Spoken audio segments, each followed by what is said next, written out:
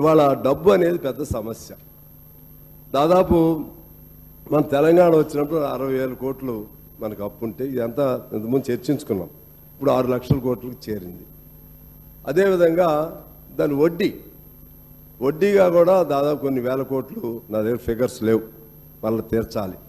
మళ్ళీ ఇది ఒక 60,000 కోట్లు అవుతుంది అంటున్నారు ఈ 6 హామీలు. ఈ కొంతమందికి ఏమో సంతోషంగా ఉంటుంది, ఎట్లా తీరుస్తారు వీళ్ళు, ఎట్లా చేస్తారని. దీని మీద ఒక స్పెసిఫిక్గా ఒక అవగాహన ప్రభుత్వానికి ఉండాలంటే ఏం చేయాలి? వాస్తవంగా నేను మొన్న సింగరేణి మీటింగ్కి ముఖ్యమంత్రి గారు, ఉప ముఖ్యమంత్రి గారితో పాటు నేను కూడా వెళ్ళాను. నేను మాట్లాడే అవకాశం కోరితే మా బట్టి గారు నాకు చెప్తున్నారు చెవిలో, కొద్దిగా జాగ్రత్తగా మాట్లాడమని. వాస్తవమే, నాకే భయం వేస్తుంది. జనమేమో ఆశలు చాలా ఉన్నాయి, చాలా కోరికలు ఉన్నాయి. ప్రతి ఒక్కరూ మాకు ఉద్యోగం వస్తుందని, ప్రతి అవుట్సోర్సింగ్ కార్మికుడు మాది పర్మనెంట్ అవుతుందని, లేకపోతే ప్రతి ఒక్కరు పేదవాళ్ళు మాకు ఇల్లు వస్తుందని చాలా ఆశలతో ఉన్నారు.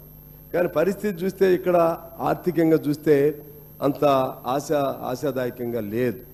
మరి దానిపైన ఆ మాట వారంటేనేమో మీరు ఇచ్చిన హామీలు ఎగ్గొట్టడానికి మీరు చెప్తున్నారా అని వారిని ఇంకోరు అంటారు. కానీ నేనుగా ఆలోచన చేస్తే నాకు కూడా వాస్తవంగా ఆర్థిక పరిస్థితులుగా చూస్తే కొద్దిగా లోతుకి వెళితే, ఎందుకంటే నాకు జెన్కో మా నియోజకవర్గంలోనే ప్రధానమైన జెన్కో ఉండేది, సింగరేణి మా దగ్గరే ఉంటుంది.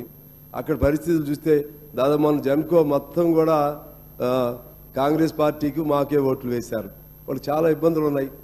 సింగరేణిలో ప్రధానంగా మాకే ఓట్లు వేశారు, చాలా ఇబ్బందులు ఉన్నాయి. అన్నిటి పరిష్కారం లభిస్తాయని లోపలికి వెళ్ళి చూస్తే డబ్బులు లేవు. దీని మీద ఎలా చేయాలనేది ఆలోచన చేయవలసిన అవసరం ఉందని నేను గవర్నమెంట్ని కోరుతా ఉన్నాను.